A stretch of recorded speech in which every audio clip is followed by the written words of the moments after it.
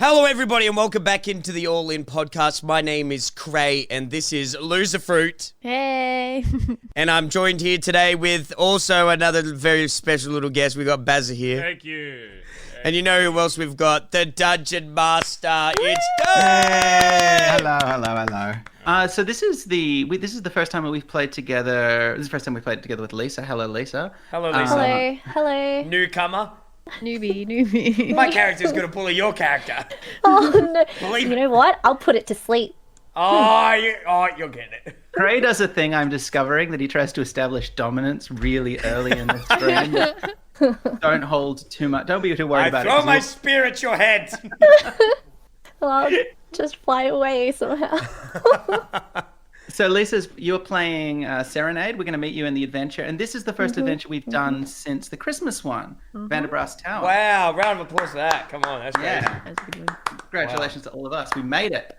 And this is an adventure that is part of an anthology of adventures that you can get now out in Australia called Candlekeep Mysteries from Wizards of the Coast. It is a new series of short adventures, all from up-and-coming designers. There's 17 adventures in here from level 1 through to level 17. They're great for one-shots. They're great for people that don't want to run a full campaign but want to try dungeon mastering, or just people that don't have time to play a campaign. And we're going to be playing one of them today. Damn. Which is exciting. I got to pick. I don't know if you guys have seen this, but there's all kinds of adventures in here. I've picked like a little bit of a slightly creepy one. I hope that's okay. Oh, yes, it is okay. Oh, really? Yes. If that's what we want, that's what we'll do.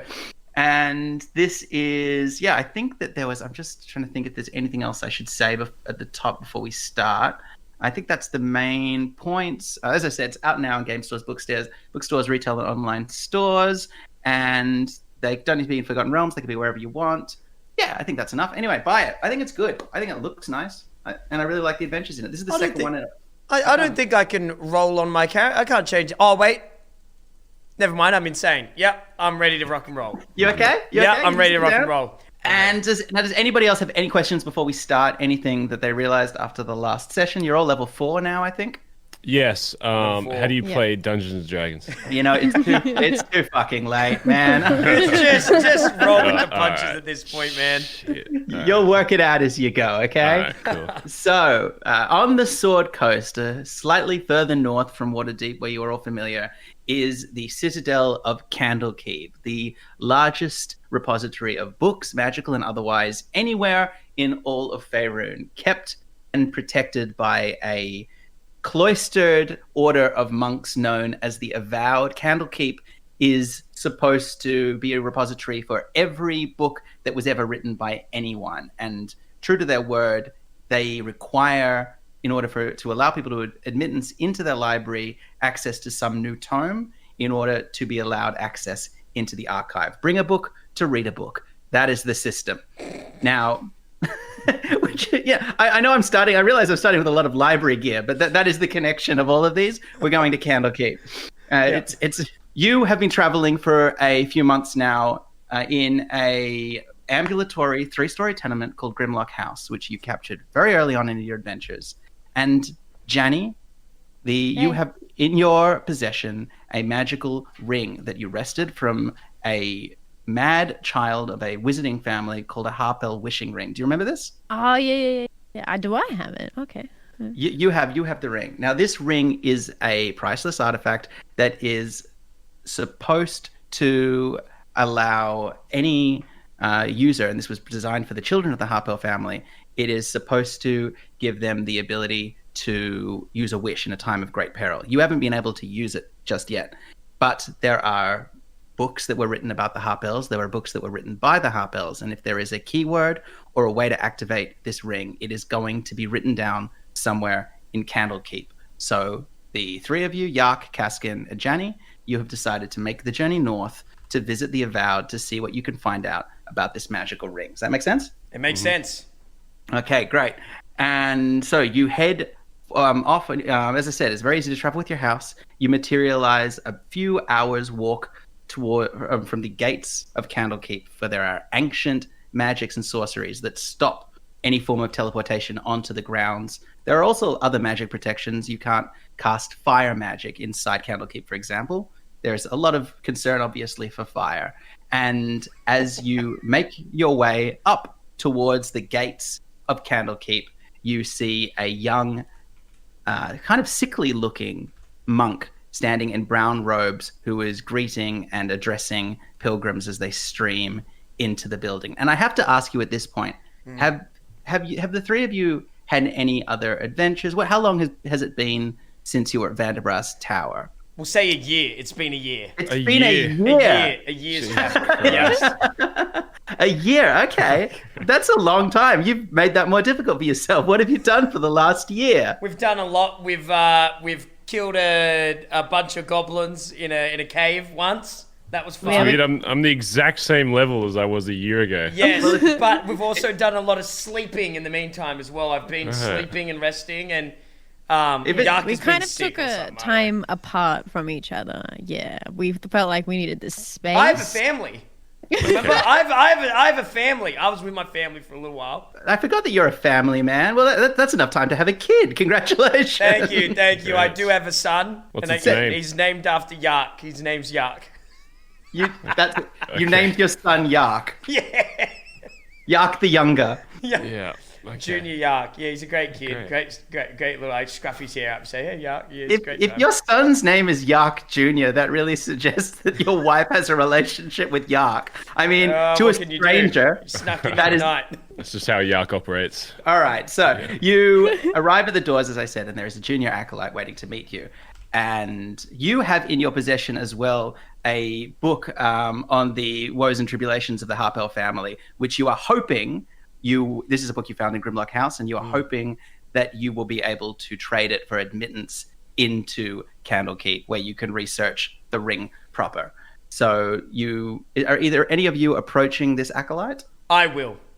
I take the book from out of Janny's hands, and I stomp forward, and I push the book into the acolyte's chest, and I say, hello, good sir. I believe this must be enough to get us into this. And I kind of like look upwards, and I've got like one hand up, and it's the magic pole that's stuck to my hand, and I'm kind of like waving it around at the library, and I kind of go like, the bookstore. This should be enough to get us into the bookstore. And then I look back down for a response. By the pole, you're talking about the cursed spear that is still stuck to your hand? The cursed spear that's stuck to my hand, yeah. The one that we forgot about for the last 3 episodes, and we're now going to seamlessly pretend we didn't forget about? Yes, that's the one. That's the one.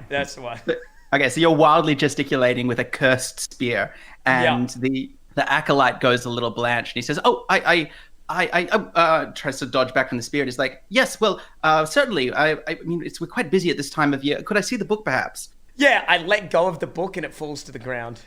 Okay, well, doesn't have enough time to grab it. I can't help but feel you. Could And have I just start handed me laughing the in his book. face. All right, well, you're going to be one of them, aren't you? All right, look. And he sort of gets down into the dirt and tries to sort of smile, because he's curious about what the book is. It's a big, heavy brass tome. And he goes, oh, this must be from the Ivy Mansion. Yeah. Yes, no, I don't believe we have a complete catalogue. This is certainly enough for you and your party to be accepted. What are you here to research, can I ask? I look behind me and I look at Janny and Yak, and I look back at the monk and I go, I don't know.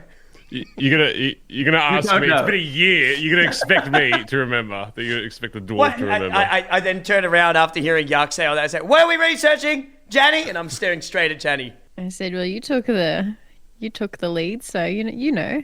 Oh, You know, Cray. Come on, you remember. okay. It's the ring, is it Yeah, not? come on, Yeah, Craig. yeah, I turned back down. We mentioned it literally a minute ago. Oh, Straight yeah. off this little piece of. Oh, jewelry. yeah. A light bulb goes off, and I turn back to the monk and I say, oh, yeah, we stole a ring from a family, a little kid or something. Didn't steal it. We robbed him, and we got a pet dragon, and that's what we're researching, a ring. It's a ghost ring. We killed Right, the well, family, and I'm just yabbering on a bit. I just feel like there's a way that you could have described that to me without admitting to so many crimes. That doesn't feel necessary. That's frankly not something I'm interested in. But it sounds like you killed a child and now you have a priceless book and you want to learn about this ring. Is that right? That's right. That is correct. Wonderful. Terrifying. Wonderful. Well, if you'll just come this way. Unfortunately, artifacts to do with the Harpels. They're sort of a modern family, so that won't be in the core archive.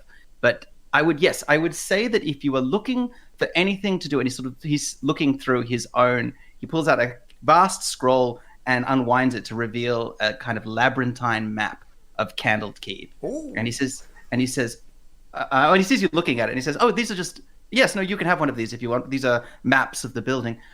In fact, have a look here." And he brings it open and he says, "So this is the core archive. This is where we continue our great work researching the Great Wheel, the cosmology of Faerun, the first and ancient peoples, the history of the Netheril, etc., etc. What you want is modern wizarding families of promise, and that work would be found," he sort of scrolls past quickly with his hand. Yes, here in Vanir's wing of the library, down in the Firefly cellar. So I guess I can take that. I'll take that book from you now. Lead you there if that's. Take us there. Just take us there, you old bag. Okay, sorry. I'm a 19-year-old man. So. Sorry. Well, you talk like an old man. Let's get going. Sorry about him. I apologize. Let's move before I kill you. Let's go. Slightly put out, this young sun elf walks you down through a long courtyard where you can see scholars are sort of sitting in the sun, recording and drying, working and drying leather to create book bindings, down through a long stairway underneath, cut into the very mountain that Candlekeep is built up upon. It gets darker and darker and darker. And as you can see, there are very, very feeble lanterns built into the side of the tunnel that you're walking down. As the young scribe, his name is Chattersley, says, "You understand, of course, no fire down here. That's one of the reasons that the visibility is a bit poor. We're a little scared of flames. Obviously, greatest repository of all knowledge. You understand that? So if you're going to stay here for a while, no flames. So are we in agreement?" Gotcha. Yeah, that's fine. I look at Janny and I wink. Okay, well, I'm going to pretend I didn't see that. Yes, I think just down here, and he knocks on a door that is actually recessed at half height. You would have to stoop to get through it, as it's built into the floor and into the roof. Into the floor and into the dead end wall. And he knocks twice, and then it sort of creaks open, and there are stairs leading down into a room that seems a little brighter, but the light doesn't feel natural. It's not like candlelight. And as the doors open, he calls out and he says, "Vanir, some guests for the archive." And there's a pause, and then you hear a voice come saying, "Well, very good. Send them down, Chattersley. Don't dawdle." And he sort of gulps and he says, "Well, I suppose I better go back to the door. You've all been very mean to me. Have a wonderful trip. This is the end of this well-rounded character. Goodbye." I just start waving. I shan't forget you, sir. You were my favorite for some blow him reason. a kiss. I blow him a There's always one side character every episode that Caskin just has to abuse. So. Yeah, and yet there is always a bit of like a weird sexual frisson between those characters. I don't understand it. Just a little bit. Yeah, Caskin's a complicated guy. So you make your way into the cellar, and as you go in, adjust to the gloom. Who here has dark vision? I can see in the dark. I am a dwarf. I can see. Well, I would like to look into the dark, yes. Why don't we actually quickly introduce the characters? Because we've got a few characters here, and there's some new people that haven't seen this before. So as they walk into the cellar, what do we see? Shall we go around? I am Yak, a dwarvish thief. Yes, I'm a dwarvish thief. And if you don't know, the whole joke is that my name is just Cray backwards. I'm just going to explain it to everybody. I made a character intentionally very short, and it's literally just Cray, the word Cray backwards. It was very funny 6 episodes ago. Yes, but there's probably someone new, and I just want to explain it. Thank you. Okay, you've described the character's name origins well. What do they look like, Baz? I'm very short, ugly, balding, but a very glorious beard, though. Nice. Other than that, just kind of always looks a little bit sleepy as well. I've never really mentioned that, yeah. He also has a pump action hand crossbow, I seem to recall. I've got a 97.2% critical hit accuracy on my crossbow. Except for our last adventure where I missed like 7 shots in a row. I was just having an off day. But it's been a year, you've been tinkering. It has been a year. I went back to training, and I feel like I've greatly improved since then, and I want to show that today, hopefully. Wonderful. So Yark leads the way. Who's following? I am Casper. No, after you, Jenny. No, after you. No, be rude and no, do it no, first. after you, my lady. No, I refuse to speak. Okay, fine. I'm Jenny. I'm a 77-year-old witch, but no one knows that, by the way. So don't tell anyone my age. Gaming. I am, magical, so I make myself super hot and young, and I pretty much don't care about a lot of things. But I'm learning a lot. I've learned a lot of abilities. It's my it's kind of my first time out of the house. I don't get out often until I met these guys, unfortunately. Yeah, that's me. I'm Kaskin. Level 4 variant human fighter. Strength is the game. Charm is my name. And I'm all about the ladies, my family, whoring, beers, and fighting. And right now, Kaskin is apologizing as he tries to sort of get a cursed hand trapped in a spear down a very small trapdoor. Mm-hmm. Yeah, and I've got a big spear attached to my hand that I can't let go of it because it's cursed. That's right. Well. But I'm good looking, so it makes up for it. All right, wonderful. So you make your way down, the three of you, into a room. And as I said, the light quality is a little bit strange. And you see now as you get into the room that it is because the room is glowing from jars that have on hooks, iron hooks, set around a vast semicircular room. And in those jars are fireflies. And they give the entire room its glow. And the room is a sort of giant split-level cylinder carved into the rock. 2 huge balconies that are covered with floor-to-ceiling bookcases, and these bookcases are not well kept. There are piles of books in every corner. The books are scattered haphazardly across the bookcases themselves. There are more crates of books on the floor. The entire area looks like it is somewhat in upheaval, and there are a couple of other figures there as well. There is another elderly sun elf in the robes of the Avowed who is studying bookcase that she's sort of precariously balanced on a ladder with her back to you. And there is, in some comfy looking study chairs on the side, there are 2 other figures. One of them is a cat woman, a tabaxi, who is dressed in the robes of a sage. And there is another figure that you see who is a sort of beautiful pink-haired Asimar in a traveling robe with a lute and a scabbarded rapier resting beside her as she's making copious notes in a leather journal from a book that she's resting on her knees. Hey, who is that? I proclaim. Who's down here? Have you ever heard about shouting in a library? Just curious. Hey. Oh, Baz, it's a library, man. I trot over. Hey, who are you? And I tug on her robe. Your voice rings out, and this character is, of course, Lisa's character, Serenade. Hello. Lisa was here. Hey. Yeah. I'm sorry, Lisa. They took much longer bullying this sage than I thought they would. It's okay. It's okay. So do I describe my character now? Or Why did you describe the character? Okay. So basically, my favorite color is green. Have a pink hair. I'm an Asmia bard. I love how that's how you introduce yourself. When I say, hey, who are you? My favorite color is green. It's got kindergarten energy. Okay, I turn to Baz and I look him up and down. Oh, actually, I don't because I look down because he's so short. And I kind of look at him as hello. Hey, how can I help you? Who are you? What's your name? What are you doing down here? What's your name? Okay, easy now. I turn back towards my crew for some backup, but they're I strut up.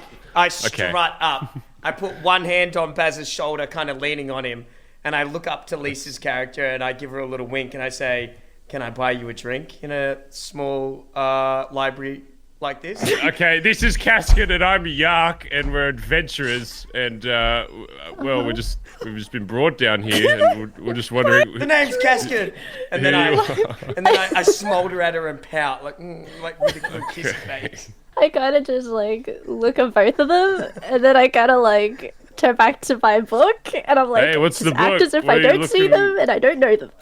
I shove my head in between her and the book and say, hey, what are you looking at? What's this? You got a book here. I jump up on the table and do a power stance, both hands on her chin. And I say, "You will not ignore us." I look at the lady behind them, which is obviously Jenny. Is it Jenny? And I kind of look at her. I'm looking at them and then looking at her, and I'm just kind of giving her a single, do you know these people? How do you know these people? I guess I come over, I shove the boys aside, and I pick up your book and see what you're reading. Okay. What are you reading here? I'm reading how to learn how to discover invisible, like how to see invisible things. Ooh. It's a book on the magic of vision and visibility. About 100-year-old treatise on the different types of spells, and you're teaching yourself spells because you are a bard. Is that right? Mm-hmm. I'm a bard. Yes, sir. So Serenade has come here to sort of top up her magic and to learn some new magic. Are there any books here to cure illnesses? As you can tell, I'm very sick. In fact, I shouldn't even be this close to you. Oh, So now you might also be sick. it's okay. You're in luck because I know how to heal people. Oh, you do actually. Oh. This is true. This is a bardic ability, which is you can lay on hands once a day and you can cure 4 hit points or a disease. Is Yark diseased, Bad? I am diseased, but you can't cure it. It's too powerful. My voice has been tampered with. Trust me, you wouldn't understand this. It's a very old disease that you would not have heard of. Short stature and him heaving and wheezing, I feel sorry for him. So Don't feel sorry for me. I'm the most powerful person in this room. I looked at him like, oh, okay. I can I'd like kill to you all use. with one pull of the trigger. I think that everywhere we go. Can I use kill? Is it healing word? Trust me, you cannot heal me. I am too sick. Give me a try. saw you. Let Get me off me. try. I believe what you're referring to is healing hands, which is an ability that you can do. So I I don't want your help. Nah, I put my hand on him away from me. anyway. I bring how down far my has he gotta spear. go? He's so I bring short. down my spear to Serenade's neck and I say, unhand him, wench! Do not touch him! I just feel like this is the energy of like the guy that reckons he's got a really bad cold, and then someone's like tries to bring them some cod roll or chicken I don't want your soup, soup. and they just get grouchy about Get it. chicken soup out of here. Well, because there's like is there a spear near my neck at the moment? Yes, there is. There is now a Okay. spear at your neck. I yes. kind of look at him and I'm like, do you want your friend to be dying? Is that what you want? You should I'm not not- touch him, wench. I You feel should not fine, touch him. actually. He feels fine. Look at I him. And feel I great. point, and there's Yark, like- and he's covered in sweat, can barely stand, and he looks dizzy. And I put my spear away from her neck, and I kind of apologize. But Anyway, we were here for a reason. But adventure! The illness has, yes. Let the record show that Serenade tried to help. And you now see that a figure has walked over while you've been threatening members of the library with a spear. And this is the older librarian, Vanir, a senior scribe of Candlekeep. And she says, a disease in here. It would not be good for one who is sick to be in this place. We're a closed system. A disease. Well, nobody would spread like there was wildfire. no sign upstairs about being sick in He's the right, library. there was no sign. Trust me, I can see in the dark. There was no sign. Nobody pulled me up. I've been coughing all day and nobody stopped me. So that's your own fault. That's something you need to improve on, not I. I suppose you're right. Apologies. Well, my name is Vanir. I hope that you find what you seek here. It is obviously a bit of a mess. We're in the great restoration work continues, but the books keep coming in, and we're doing the best to fill our shelves as quickly as we can. What are you here to seek? Can I ask? oh, the ring! I go, oh, the ring! And I point to Janie, and I kind of jump up and down a little bit, and I'm still on the table. And I'm kind of like, the ring! At Janie. Yeah, we're trying to learn more Yep. more about this ring. And do I have the book, or did he? Oh, The book has been taken away. yeah, now. it's got been the ring so, there. so we just got the ring. I'll tell you what. My junior scribe Ebder will be back momentarily, just after dinner.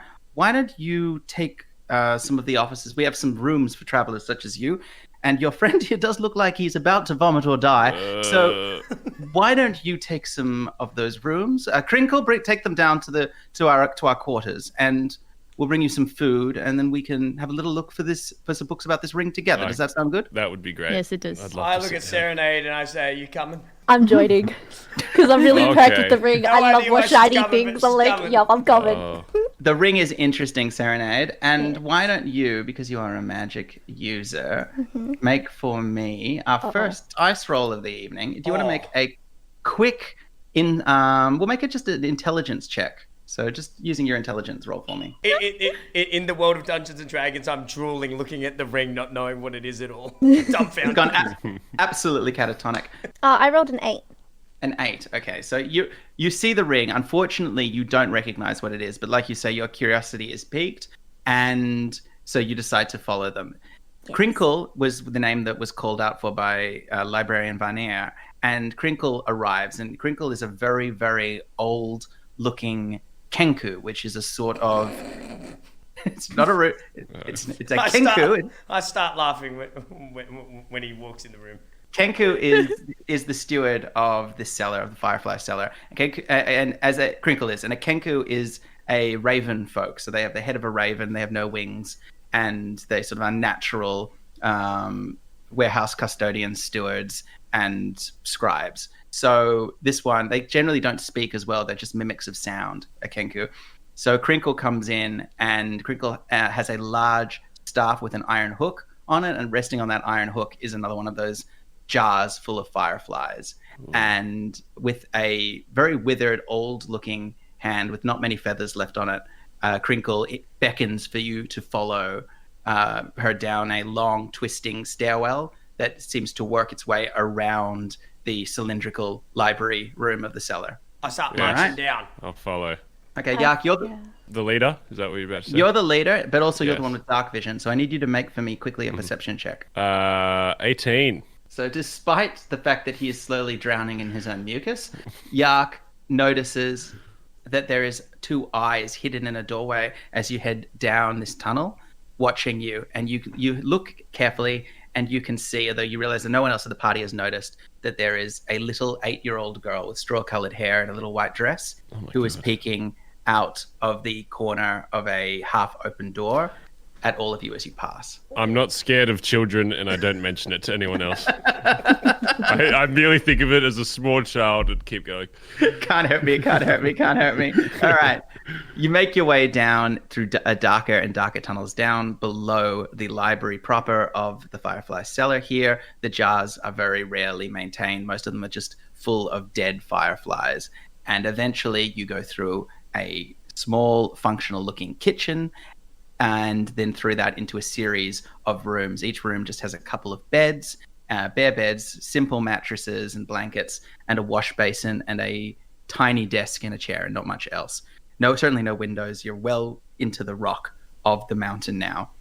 And there's a few more of these rooms. You can see some of the doors are open, some of them are closed, but otherwise you're given the rooms. Crinkle looks at you, does a sort of mock bow, and then squawks a noise that sounds like a door shutting closed, and then turns around and starts to walk back the way they came. And for the first time, you are completely on your own inside the library. As he leaves, I clap my hands together and do a karate bow. Okay.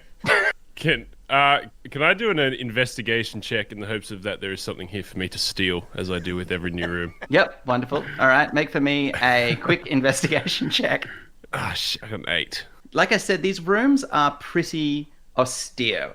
Aside from the wash basins, the blankets, the beds are bolted onto the ground. There's not a lot there. There are other doors, as I said. There's a few other rooms coming up this corridor, and then there's the kitchen itself. So, I'd like to use my sleight of hand to steal a blanket. You're the only people in the room, so are you trying to make sure that the other members of your adventuring party don't see you steal a blanket? I just have a feeling that I will be able to use this blanket later in my adventure, so I want to stash it in my bag. Okay, great. Without anyone noticing, because I have +7 sleight of hand. So there's just mysteriously a bed now with no blanket on it. It's Kaskin's bed, yeah. Kaskin's bed. Oh, no! Oh my God, Kaskin, there's no bed sheet on your bed. That's so weird that it's specifically your Looks one. like I'm going to have to bed with somebody very special. And I turn to both Serenade and Janny, and I grin. I cross my arms. Oh, no. Then I walk away. Oh, yeah, no! You walk away to the other bedroom that Crinkle has given you. There's 2 bedrooms. Damn it, we've been planning this setup for like months. The payoff was not good. You head off. Do you want to go out and explore the corridors? Do you want to head out of the rooms? Or are you happy to just wait for food to be brought for you? Let's explore. No, I want to sit in the room. I get up and I say, guys, we're not waiting around for food. We got to explore some things. And I walk up to a random door and open it. I'm going to stay in the room because I'm sick and I just want to lie down. All right, so you're going to go and have a little bit of a rest. Caskin, you're going to disappear. Jenny, what are you going to do? I don't really want to follow Caskin. I'm going to go into the other Somebody room. follow me, I say, as I'm opening the door. Great. Okay, Caskin, unless Serenade, you're leaving. It looks like Caskin's on his own. Yeah, Caskin's on. Oh my Damn God. it! God damn it! So the rest of you get some much needed rest. Everybody gets back to full hit points, takes a wonderful long rest, gets all of their abilities back. Caskin is off to have a little adventure of his own. And you said you're going to knock a random door. So I'm just going to quickly randomize one of them for you. Oh, no. Are you knocking or are you trying to sneak in? Let's say I'm knocking. Okay, you knock on a door and it gives slightly and you realize that it's not closed. I kick it open. All right, great. It smashes against the other door and closes and locks itself. No, not really. It smashes open and you can see another sparse bedroom, slightly nicer than the one that you had. There's a clay bowl containing the remains of a sort of vinegary smelling meal. There is also a trunk at the foot of the bed, and the bed is the blankets are all unmade. Someone clearly slept in it last night. Other than that, it's of the same sparse design as the rooms. I want to go through the thing on the floor. What is it? Like the chest or whatever it is. Now, the chest has a simple lock on it. So are you going to break the lock or? I smash open the lock with my cursed spear. Boom! Okay. there are more. Yeah, I was going to say. We'll see how that works. Make a strength check for me. Damn it! I hit a 4. Oh my God. Did you roll a 4? Did you say? Yeah, I have no idea how that happened when I've got 16 strength plus 3. You know what happens in that case? You quickly raise your spear and you thrust down, trying to snap the lock, but somehow the tip of your spear gets jammed into the lock mechanism, which would not be a problem normally, except for the fact that because it's a cursed spear and your hand is stuck to it, you are now imprisoned in the act of breaking into someone's chest. All right, the rest of you, having a wonderful time in Yark's room, you suddenly hear cries of help. Plaintive, desperate, humiliating cries of help coming from a nearby room. It can only be Caskin. I suppose we should go help him. I kind of roll out of bed and start heading towards the distant screeching that is Caskin. Sure. With a sigh, you make your way into the room to discover a panicked-looking Caskin trying to pull a spear from inside of what looks like, honestly, a not very strong lock that he has somehow managed. How have you physically managed to trap yourself within a lock? I just look at Yark, and I just, for the first time ever, I don't say anything. I'm just going to approach the lock and use my lockpick on it. Okay, while you're doing this, Serenade, in that case, can you make the check? Come on, Serenade. What did you get, Serenade?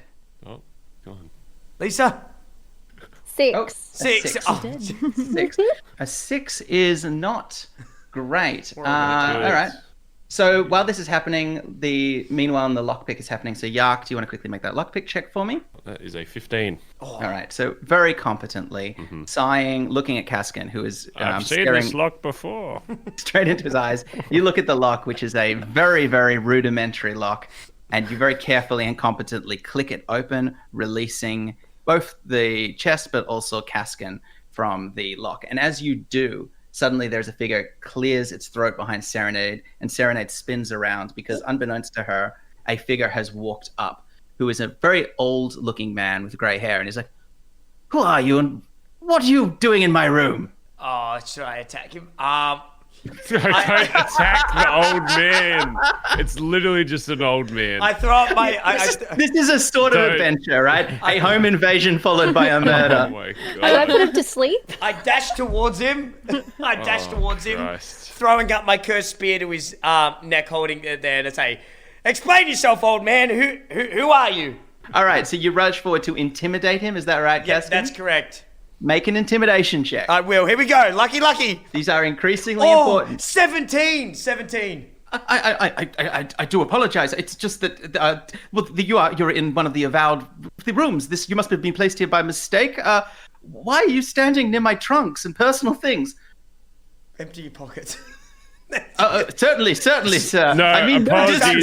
I start taking his thing. I'm robbing him. no, for 17, that's fine. I rob him. I rob him. Poor man, help me. Okay, so the Sorry, poor old man.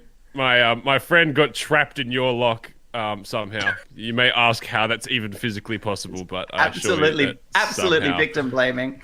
Okay, so Yeah. the man whose name is Ebder Smallstone starts turning out his pockets with sort of tears in his eyes. Does he have anything? No, he has a small bundle of wax. He has a calligraphy kit and a leather, actually a little tinker's kit for repairing, locks and small metalworks and things like that. And he has a small bag of salt and A photo of his dead wife that you I was made him going pull to out. that. I want to take it all off him. Everything he's got. I tell you, this is obviously some kind of mistake. Have you I start taking his things and putting it in my backpack. have you met my boss, Chief Librarian Vermeer? I don't think we've gotten off on the wrong foot somehow. I look him deep in the eyes and say, "Oh, I met him and I didn't like him." Well, she's a woman, so he sort of looks confused and overwhelmed and exhausted as he sort of walks back and sits down on his bed heavily, just sort of staring at you. I say, "When's the adventure start?" What are you talking about? Where Are the you looking bad directly guys? at the camera when you say that? Yeah. I turn to the camera and I say, "When do the bad guys appear?" That's what I say. I think the bad guys are already here, Kaskan. I think the bad You're guys the bad are, guy, are mate. robbing the librarian. I come down and I sit next to him on his bed and I wrap my other hand, not the cursed hand, around his shoulder and I say, "So what's happening?" So you're going to try and now befriend the man, I'm his is that friend right? now. Yep, I'm his friend. Well, you're going to have to roll a dice for that. And given that you have just robbed the man at spear point, it's going to be increasingly difficult. So Okay. make, with disadvantage for me, make a charisma or persuasion check, whichever is highest. I hit a 14. That's not bad. Ooh. 14 isn't bad. So the man seems to be overwhelmed and he has other things on his mind. So you sort of try to calm him down. Are you keeping his stuff or are you sort of giving it back to him? No, Gotta keep- I gotta keep hand your small him back bag of like salt. a brush from an ink thing that I took from him. I just hand him that. All right, this sort of it calms him down a little bit. And as you're sitting next to him, you notice something strange, which is that although he's very overwhelmed, he's humming something under his breath. He's a sort of a strange little kind of children's song to himself, which seems to be calming him down. You can try and see if you can recognize it if you want by making a quick just intelligence check. I look towards Can I look towards Serenade and like look at her with like a look of bafflement and wanting her to like intervene somehow? I kind of look at him and like look away. Oh my god. I don't want any part of it. She's just met you and you are giving a crazy psychopath vibes. Now all Serenade hears is Robbing an old man. My goodness, I'm do I saying want this. any part of I'm it? saying this very loudly. I go, "Psst, what's this free coming?" Psst. And I'm saying it Must be loud. new around here. Okay, I intervene and I kind of lean in wanting to hear what the sort of tune is. Okay, because you're a bard with an advantage as you lean in, just make for me also a perception check. Oh, you're a bard. Or 19. Whoa! Oh, Amazing. you are a bard. Okay, great. So you start listening and you hear the music and it's incredibly familiar to you, although it's a little bit strange because as a bard, you have very good recall of the songs and legends of the Sword Coast. And you feel like you've heard this one before and you feel almost like you've heard words to it before, but you can't place them. It's slightly maddening. As you listen to it, and he's just humming tunelessly this song, but you start not realizing that you know the music and that you can follow along. And like an earworm, it starts to get into your head. And the same thing is happening for you, Kaskan, although you don't recognize it with the same precision that Serenade does. Baby shark doo doo. That's actually Kind what of. you're hearing.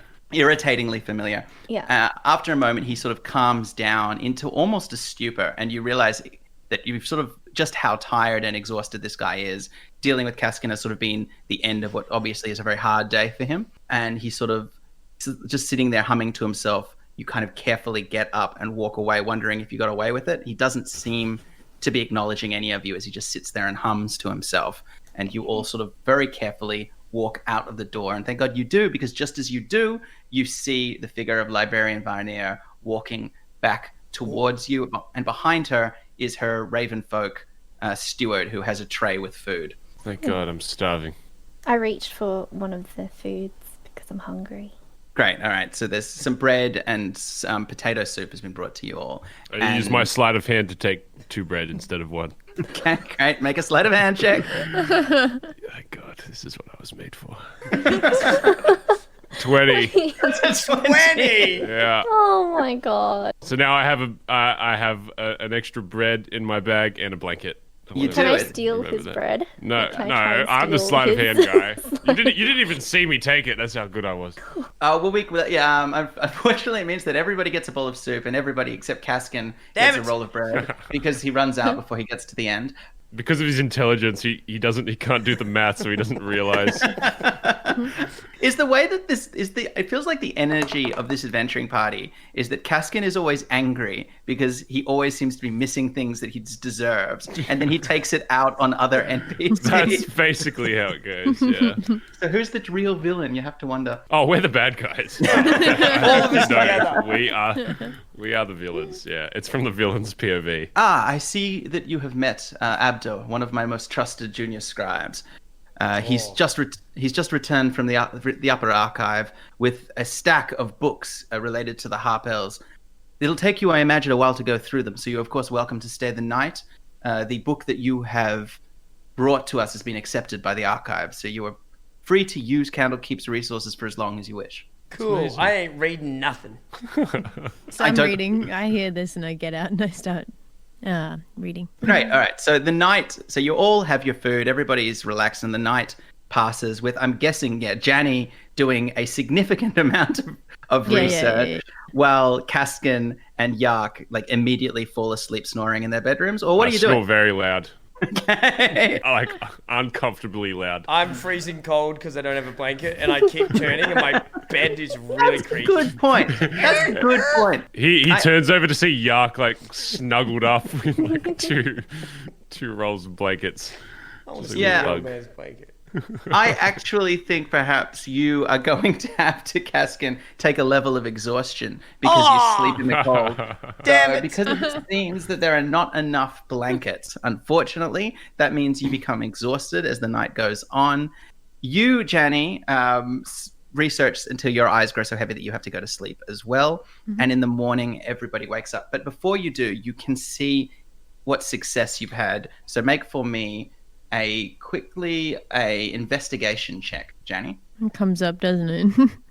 You wanted to cheat. Embarrassing. Okay, so essentially that's your work is a bit frustrating. It's not completely successful, but it is enough for you to realize that there is one particular book that they have here in the library that you believe has the answers to how the rings work. You narrow your research down to one book basically by the end of the night. Then you go to bed, and in the morning, you wake up, and you find yourself, Janny, waking up from a very horrible dream. You're dreaming that you're traveling with a bunch of just incredibly real psychopaths going on all kinds of adventures, but you become separated from them, and you find yourself walking instead through an old abandoned mill. The windmill itself is long since decayed. The buildings stones themselves are blackened with ash and soot, and the entire area, all the trees nearby are blackened, and there's a dark, foreboding energy in the mill. But in this dream, you find yourself walking through the fields and into the building, and as you do, you notice a grave that is sitting by the side of the mill. You see on the other side of the room a chain chained to a fence and with a dog collar lying on the ground, and then you think you hear a girl's voice laughing, and as you walk further and further into it, you suddenly start hearing and humming to yourself a tune that you realize that again is sort of this maddeningly familiar children's tune. And as you walk further and further in, you suddenly get the sense that you're walking towards someone, that there is a figure in the darkness in the center of the mill, a tall figure who's with a strange elongated body. And in the dream, you find your eyes dipping and looking lower and lower as you walk because you don't want to look at this figure, but you keep finding yourself walking forward until the music becomes so loud that you suddenly realize with a start that you're humming it yourself. And at that moment, you wake up from the dream find yourself lying in your bed inside Candlekeep. And in the bed opposite you, Serenade, who is still asleep. And Serenade, although she is asleep, is humming the tune from your dreams. Oh my gosh, I can bring a tune. I have a music box. Yeah, if you have a music box, Lisa, it's very appropriate for this. Okay, I'll go grab it now. She's gone. So, Janie, you're the first one to awake. And as I said, Serenade's asleep, but she's humming this tune that you are sure was the tune you heard in your dream. I'm just trying to think, do I have an ability to kind of mess with her when she wakes up? Like, I got like this minor illusion thing, but I don't know if that's not an actual thing, is it? Like, no, that's totally a thing, and she's gone. She's not at her computer right now, so you can totally mess with her. Cool. Yeah, so you can create a minor illusion. What's the illusion going to be? Can the illusion actually be something like, can I make like a bucket of water to drown not drown, but like whoosh on someone, or is that?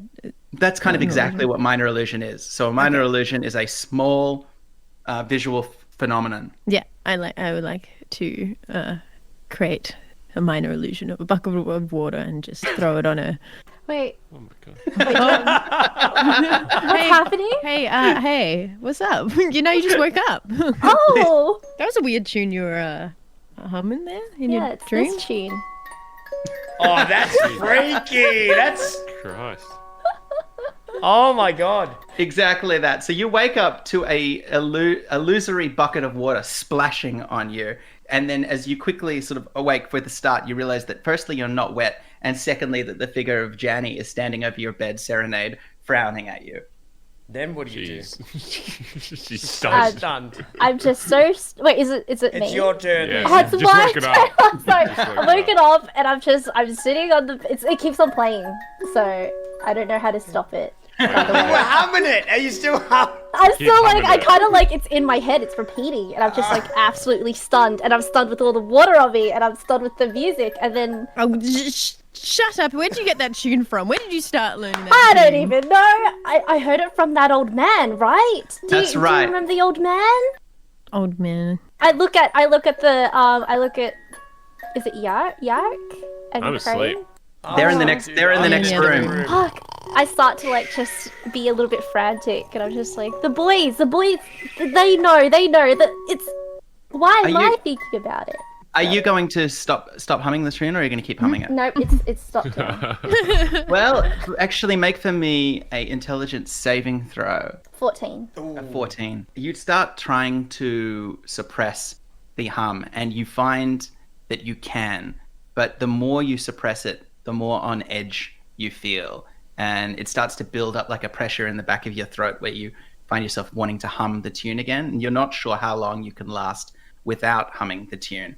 But you stop yourself humming it for now. And did you say that, Janie, that you wanted to go and wake up the boys? Yeah, but do I notice that she's distressed or? All you notice for now is that she's stopped humming, but she does look panicked. My eyes are widened and staring at something. Okay, So stop that's looking good. like that. Let's go wake up the boys. Okay. Jesus, nothing happened to you. You're just awake. You're a little Nightmare. unsettled as well because of the nightmare that you've just had, Janie, as well. So you walk across the hallway and you see in the next room the two boys are still wildly asleep. Yark I like to think as you like walked into the room, Caskin's eyes are just wide open because he's got no sleep at all because of my snoring and how freezing it is in this room. I have exhaustion level 1 because of you. Yeah, Yark is like in a cocoon of blankets and People are cozy right now. very happily snoring, and it's incredibly loud. So loud, in fact, that it takes you a while to see the very huddled and wretched-looking figure of Caskin, his arms wrapped around himself for warmth. But you can hear as you get closer, although he's still asleep, that while he sleeps, he's humming the same song under his breath. I turn to Jenny and like I point and I'm like, that's the tune. And I point to me and then him. And then I And how do you guys know this tune? What is... Baby shark. God, stop it! It's weirding me out. How do I you don't know know. this tune? I don't know. maybe they can tell us as well. How do they know it as well? I didn't even know I was humming. I was just humming. like- You're Kinda talking dry about myself the a old bit. man. You're talking about the old man. That's what you're talking about. Yeah, the old man that was humming. Remember how you asked me to intervene? I pushed them both aside, and I You're walked- asleep. Oh, am I not awake yet? I thought I was awake. I thought I couldn't sleep all night. I thought they were having I would say you've fallen asleep about an hour ago. So you are incredibly exhausted and you're humming. But the point is that you're humming this song while asleep. Even me, Kaskin? Yeah. Somebody Are you wake wa- me up. We're still asleep. I don't know. I shake him awake. Then I rush right. over to him and shake him awake. Kaskin wakes up with the song still on his lips. Yeah, you hear that. You hear this and you wake up as well. I am also awake now. Why? What are you doing? What's wrong? The tune, the old man. What the fuck are you talking about? The tune. Yeah, I've just woken up and you're saying the Kaskin, tune. You What are know how that old man was humming, right? No, look at Right. him. Yeah. That's right. Yeah. Why were you humming it in your sleep? I front flip out of bed. I front flip, like I stand up, I front flip out of bed, and I run out the door to the old man's door, and I kick it open. I kick Great. open the old man's door. The door is still not locked, so the door splinters as it's kicked open for the second time a day, and the old man sits bolt upright in bed because he was asleep as well. He's like, "Oh, the young lord from the other day. What's happened? Are we under attack? I tackle the old man onto the bed. Oh my God. Why are you doing this to me?" And I pin him down. I kind of shake him a little bit, the old man. I say, "What's with the tune you were humming before? What's with the tune?" I'm shaking him. Okay, as you start shaking him, he starts sort of babbling a little bit, and as you notice, the babbling becomes incoherent until he's sort of panicking and he's humming the tune in your face again. What the I kind of look down at him. I want to slap him across the face. Yeah, great. Okay. Yeah, great. Let's just go. You slap him, and for a moment, he sort of becomes coherent again, and he's like, "The tune? What do you mean?" I say, do you understand that you keep humming a tune every 2 seconds and it's freaky as? And it's contagious. And it's spreading to my boys. We need to tell the chief librarian, Varnier. Have you informed her? I'm about to. I slap him once more and stand up, and I say to the homies, "Guys, we gotta go to the chief librarian. We gotta get out there now." I wink at Serenade, blow a kiss to Janny, and start running up the stairs. I'm leading the group. Ebder's leading you, is coming along with you, and as he does, he says, he stops you at the stairs, and he's like, "Young lord, if this is a contagious tune, perhaps you should stop humming it as well." And you realize that while you're running, you've actually started humming the tune. Oh my god! I headbutt the old man as hard as I can, right in the nose. Make an attack. Make an attack. What? You're So gonna I kill go him. strength. I'm just You gonna are use going strength. to kill him. He's He's Oh a my! level You've killed him. 0 commoner, so he does. I just use a headbutted 19 him to death. headbutt. All right, a 19 headbutt, unarmed strike. It's 4 points of damage. He's a commoner, which means that the moment he points out to you that you are humming the song as well, it seems, let me correct me if I'm wrong here, that you freak out and headbutt the man at the top of the stairs. He falls backwards as he has 4 hit points because he's a commoner, dies instantly as he collapses down the stairs towards you. The rest of your friends all show up at the foot of the stairs. They look at the top where you're standing there, a manic look in your eyes, humming a children's rhyme on your breath, a spear in your hand, the crumpled dead body of Abder Smallstone at your feet. I shake I my guess we head. shrug and just kind of walk over it and keep Honestly, at running. this point, I think at least Yanni and I are kind of used to it, so we just kind of Yeah, take a we- larger step over the corpse. I I must kind of say- just stand there. I'm like, Yeah, I'm oh, much God. more interested to know what Serenade's reaction I is. kind of just I'm stunned. I'm just like, what is happening? I see the madman at the top. I see 2 of his mates just walk off like it's no big deal. And I kind of just look at him. And I'm just I like, look at Serenade and I say, "Come on, Serenade, we're on an adventure." And I go like and this. then under my breath, I'm like, oh God, am I next? And then I walk up the stairs. All right, leaving the body on the floor in the middle of the hallway where anybody could find it, the rest of you make your way back into the library part of the Firefly cellar. I was going to say, can I rob him, but... Oh, yeah. Like... No, No. I think I already Caskin stole already everything did off that. him. Yeah. In for a penny, in for a fucking pound. Yeah, okay. Yeah, you can have a small bag of silver coins that he has on his pockets. Considering, Oh, there Caskin you did go. a terrible job at looting them. yeah, he obviously took them out after Caskin robbed him. I mean, he's sometime in the dead. night. He's not. He's not gonna use the silver. those. He's all right. You race up the stairs into the library, and you can see that the Varnier is already there with a small ramekin of coffee that she's sipping. As she looks at you, and she's like, "Please, quiet in the library. What's all the ruckus?" Sorry, we killed a guy. No. Are you real? Are you for real? As Yuck's about to say Just that, kidding. Just joking. I cover his mouth and he goes, It's one of those funny things. It's just an inside joke we have that Yeah. we pretend that we kill every side character we meet. Laugh serenades, laugh. I've got to say, Good. once again, to be clear, we are playing Candlekeep Mysteries, a book of adventures by Dungeons and Dragons, and it covers a lot of eventualities, but I am running out of options of what to do if you just murder every librarian. Sorry, guys. I look at the librarian and I scream at the top of my lungs in the library, we're all humming a really weird tune. Are you guys humming it too? That's what I scream at the top of my lungs. Sure.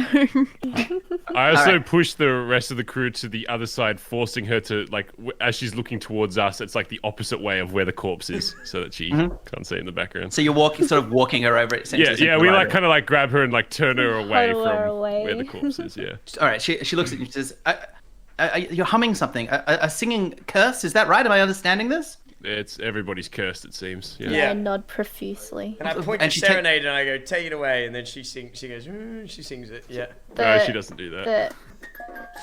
That Oh, tune. no, there she that goes. tune. Do you know that tune, miss? That tune. Step I away. know it. Step Casca away. knows it. She said, Please, do not get any closer to me. And she's Oh. stepping. There's no fear of her going down the corridor because All right. she's stepping back from all of you as you sing Stop louder and walking louder away. at her. Can I persuade her to like stop walking? Yes, intimidate her. Sorry. Yeah. Yeah, make an intimidation check. come on, Janny, No. intimidate. Intimidator. 2. Oh my god. Oh my god. Can I have That's a roll? cool, though. Can I have a roll? I will also let you, but only you, because this will be the advantage for the whole group doing it. But only this is the last roll. Well, I scream at the top of my lungs, seeing that Janny has failed. Stop running away! That's what I scream. And then, boom, I hit her with I hit a 7. Oh. That's not very running away. intimidating. It's strange how unintimidating you are, given that you have already murdered someone. But I Well, I suppose she started humming doesn't the know tune in that. the middle or something, you know? It was the tune. Unintimidated, she suddenly makes a break for it, and she races up the stairs to the second floor of the library. Wait, Um, can I put her to yes. sleep? So we go into structured time. okay. So we're going to go into initiative order, which means that yes, Serenade, you're up first. Because she's like in motion. How? Can I try and use the sleep to put her asleep so we can tie her up so she doesn't escape? Yep, if you want to. Okay, I'll cast it. So you're going to cast sleep, which means that she has to take a wisdom saving throw, which she unfortunately passes. So she's able to shake off the sleep spell as she keeps racing. The next one up is Janny. I have like a suggestive spell. Yeah, a course of activity limited to a sentence. Maybe you should turn around and talk to us. That could be interesting, couldn't it? All right, she fails her saving throw, and she sort of stops running just before she disappears. And bewitched by Janny's warlock magic, she turns around, and her face is pale and her eyes are white. And she says, "I won't run, but you don't understand. We have had a singing plague in this castle before. First Listen time. to me. Laughing. Why is he laughing?" What's so bad about singing? I will show you. And she's still trying to keep her distance. And she's like, "But please stop humming that song. The more you hum the song, the worse we'll get." Okay, I nod my head, not humming it. All right. But it's really, really frustrating you. The moment you start stop humming it, you get more and more agitated.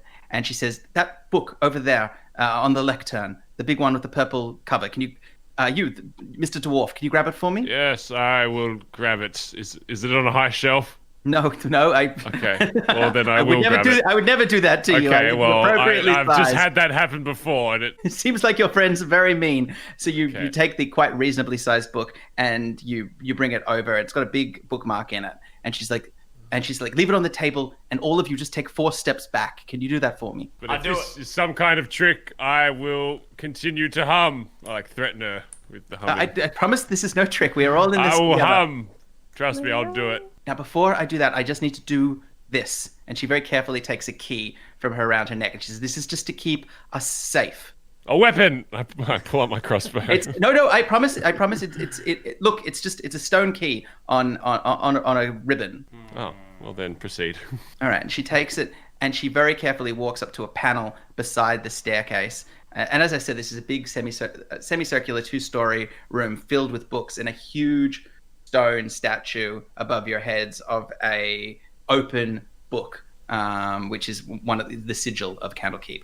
She takes the key and she inserts it and she twists it twice, and there's a grinding sound and then there's a clanging, and she goes, "All I've done is I have closed the trapdoors above us that take us back into Candlekeep. None of us can get out. What? No one from up there can get in. No, you don't understand it. This is a disease, and if it is spreading quickly, we need to quarantine ourselves." Oh, God. who needs to quarantine? I kick can't up my escape it. javelin and Now we're gonna get aim it yucks. towards her. And I'm aiming my javelin at her. The moment that you start doing it and you start focusing on combat, you can't help yourself and you start to hum again.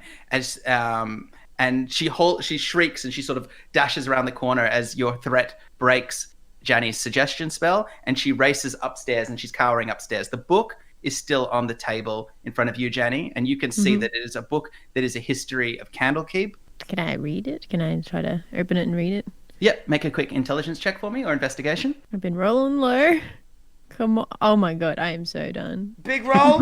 What was it? It's a bad rolling in this one unless you're rolling to kill a senior librarian. Okay, an 8. You look at it and you realize that with time you can study this, but it's clearly a history of the castle, but it's going to take you more time to come to terms with it. So you get the book and you very carefully close it. You put it in your backpack, but you aren't able to immediately make sense of it. Now, the woman has run upstairs. Did you just let her go? What kind of entrance is she like? Is there like a door or something she's running towards up the stairs? The only door that came into here was that trap door that was built into the floor and wall of the corridor that brought you to Firefly Cellar. And from the sound of the clanging shut, it sounds like that was the device that she closed with that key. The key is still built. She left it there, hanging in the mechanism that was by the stairwell. So she doesn't have that key with her anymore. She just sort of ran upstairs to get away from all of you. So she's got the door, the trapdoor open with the key. I know closed. She closed it to quarantine and isolate everybody inside the cellar. Well, then she can't run out anyway. Then. No, I think she ran away because she thought Kaskin was going to she's kill just her. running in general. Okay, that's fine. No, that's fair enough. But what does it mean? Why is she doing it? All right, make another perception check for me, Yak. It's a 12, and I'll roll again. Okay. Oh, that's a 2. All right.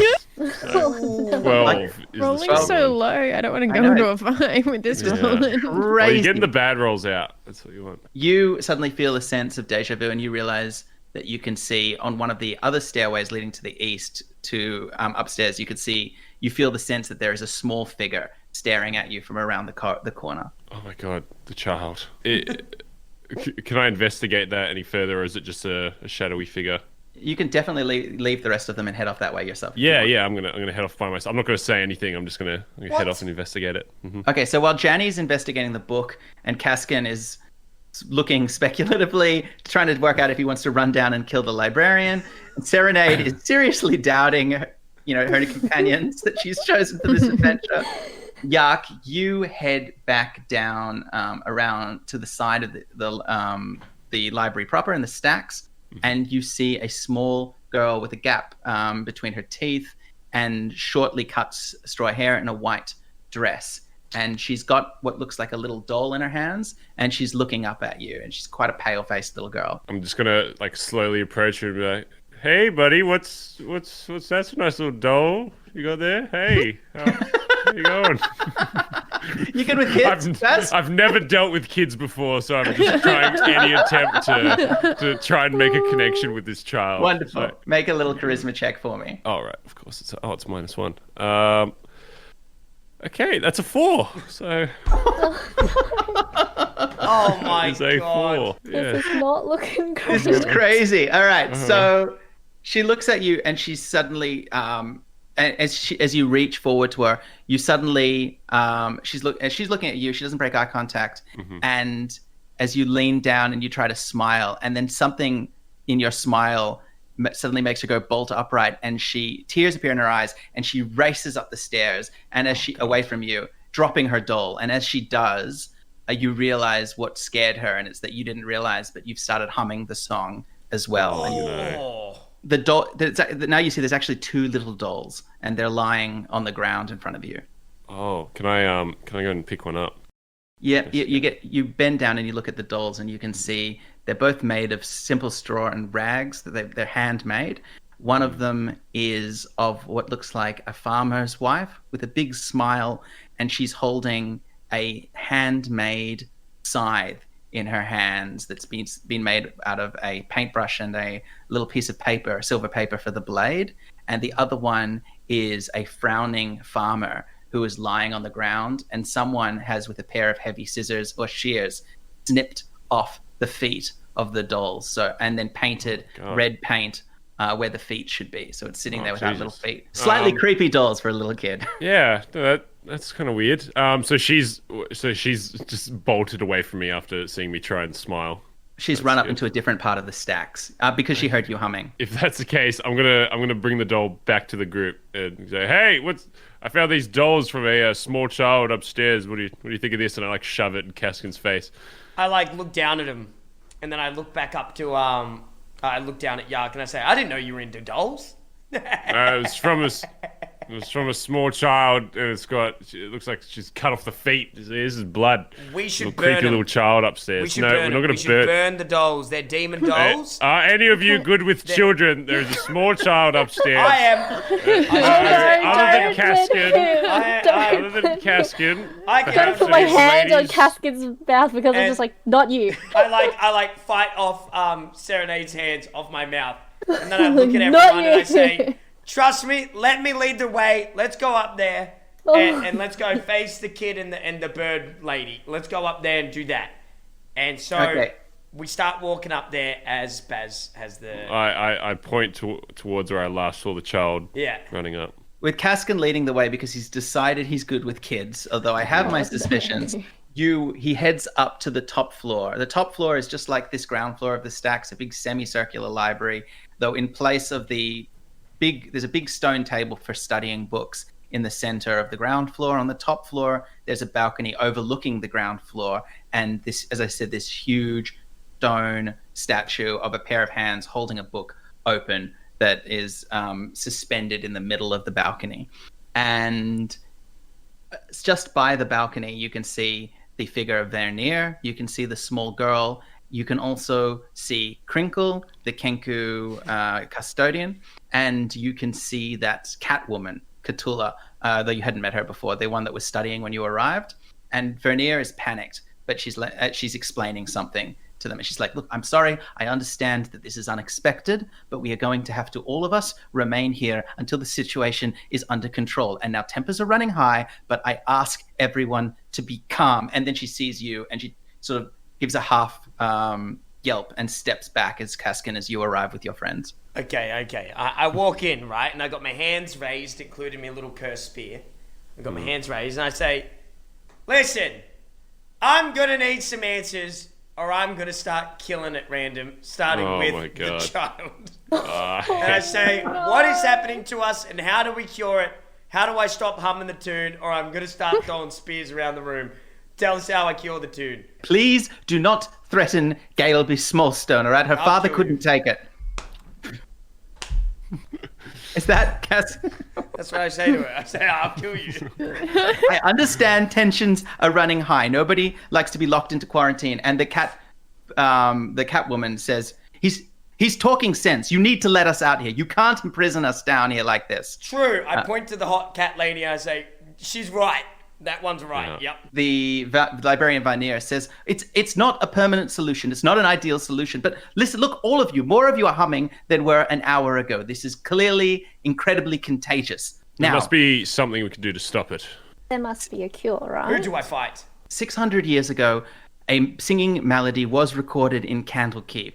She sees that Janny has the book, and she says, I was about to suggest we need to research where it came from and see if we can find out how they dealt with it last time. Other than that, I cannot risk all of Candlekeep to be consumed by this disease. 600 years ago when it happened, people died by the end of the outbreak, and that's all I know about it. I look towards Jenny. Do you have the book? Bring it here. I do.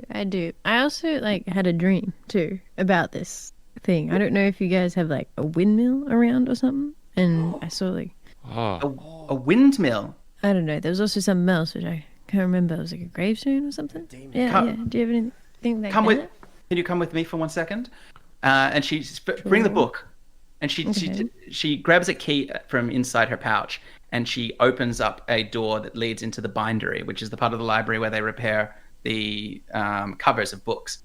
And there are a lot of old. This is also where they repair the tapestries that are hanging all through the library. And there's a series of racks on the back wall where old tapestries in need of repair are being stored. And she pulls two of them aside, and she says, "This mill, did it look anything like this?" And you can see that there is a blackened, fire-burnt mill standing on the water, and it's the spitting image of the mill that you saw in your dream. Yeah, that's exactly it. Do you know it? Is it nearby? This hung on the first floor of the cellar when I first worked here as a junior scribe.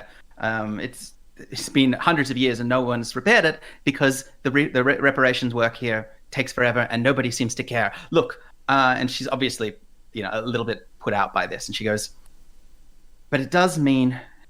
1 second, and she goes over and she takes, "May I?" And she takes the book from you, and she opens it up, Sure. and presuming you let her, and inside she turns around and she says, "Yes, there was a traveling salesman brought a book here. This was back in the Second Age, and it's recorded that that they could not help the man, and that he came from a village afflicted by," and she's turning the pages quickly, "a singing malady." Yes, this does feel relevant. "And that he was quarantined here in the Firefly cellar." And then she turns some more pages, and the next couple of pages are very, all the book is very old and in disrepair. And she says, "Downstairs in the Firefly room," and then the last page has been ripped out, and she says, God. "I am not an adventurer like you. I am not a mage. I'm not a spellcaster."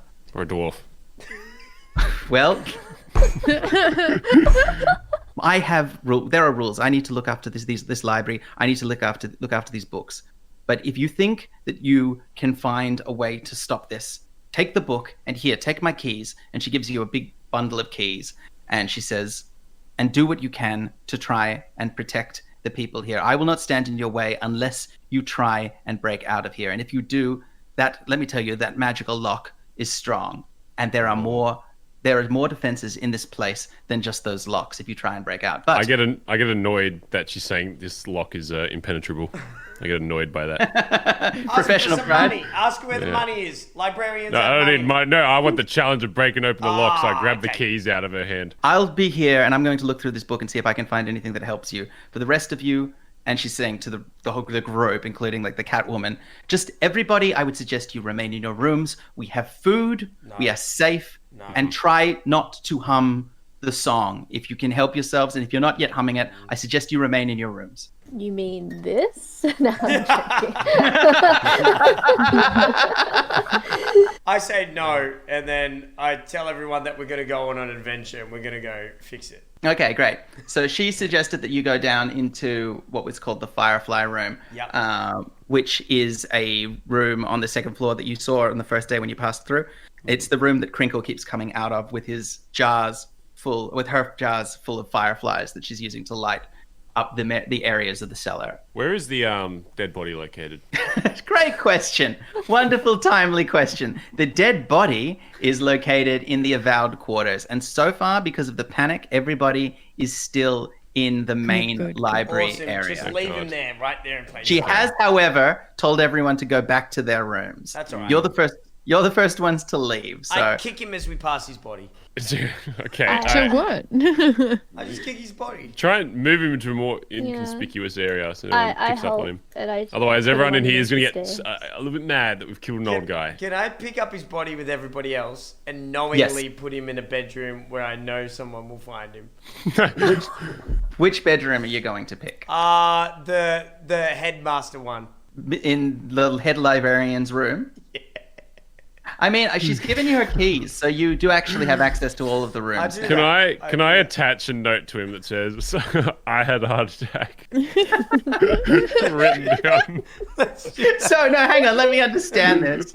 So, your plan is that she's going to walk into her locked room and find a man who doesn't have keys to that room's dead body inside it on her bed with a handwritten note in somebody else's handwriting that says, I had a heart attack. Am I getting that right?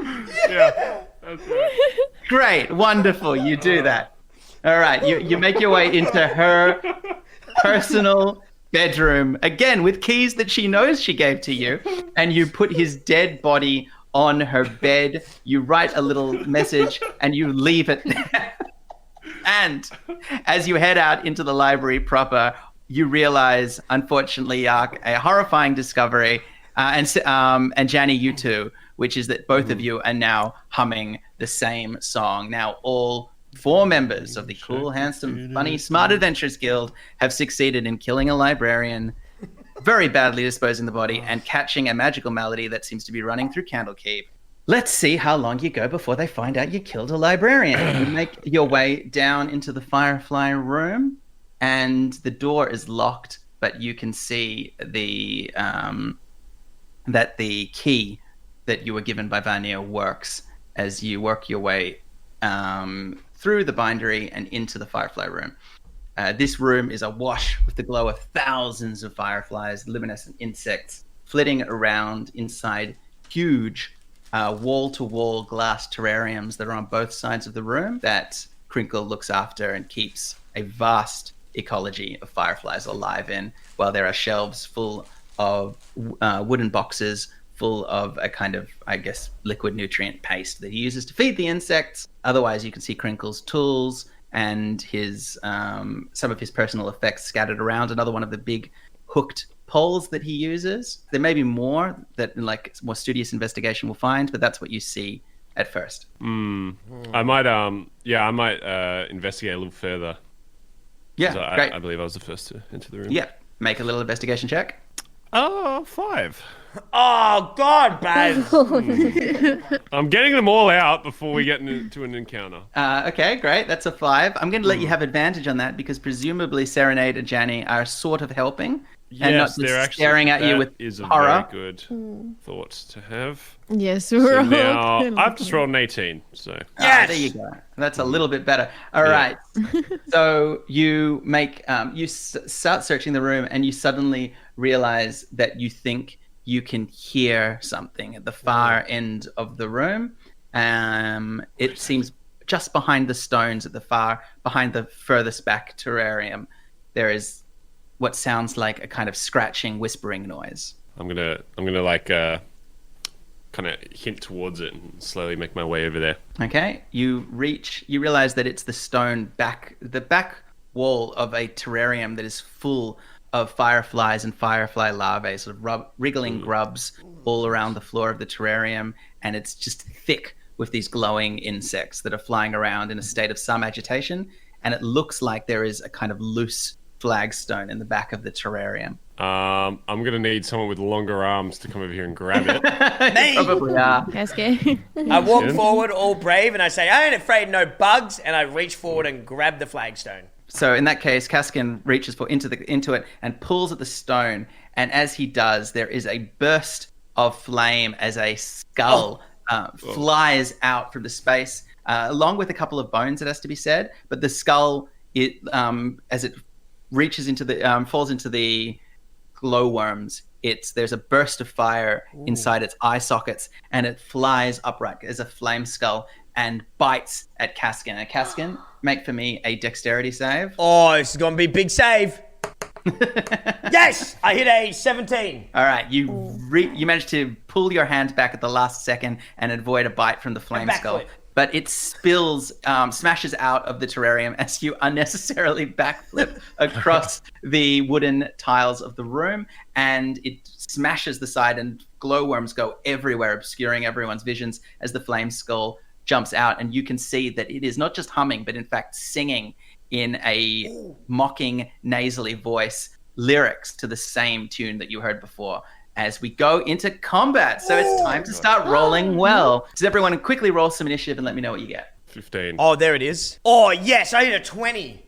Oh, now we're talking. These are good. I got 20. Oh, Well we both done. got 20. Yep, which means you're going to act at the same time. Oh, okay. Let's go. Okay, you go first. No, you go first. You go first. That's All scary. right. So Lufa, what did you get? Sorry, Lufa? 11. 11. Okay, great. So yes, you both go first and you both go immediately. So what exactly do I see in front of me? A floating flame skull? Yes, and there is glowworms pouring out of its mouth and its eye sockets on fire every time it sort of spins around. It has these kind of ghostly flame-like wings that are propelling it, jerking it around like it's a puppet around the room. Can I kick up my spear? No, actually my javelin. And Yeah. My spear. I'm gonna throw my javelin straight at it as hard as I can. Excellent. All right, make for me an attack. So to hit, I hit a 23. Yeah, that'll hit. Damage, I hit a 3 plus 3 for 6. Yeah, great. So you take it.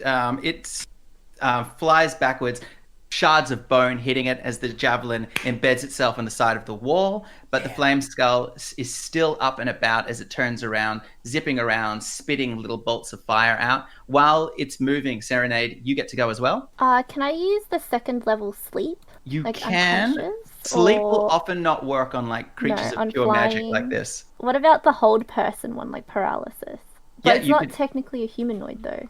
No, it's but I know I'll let you do that. That's fine.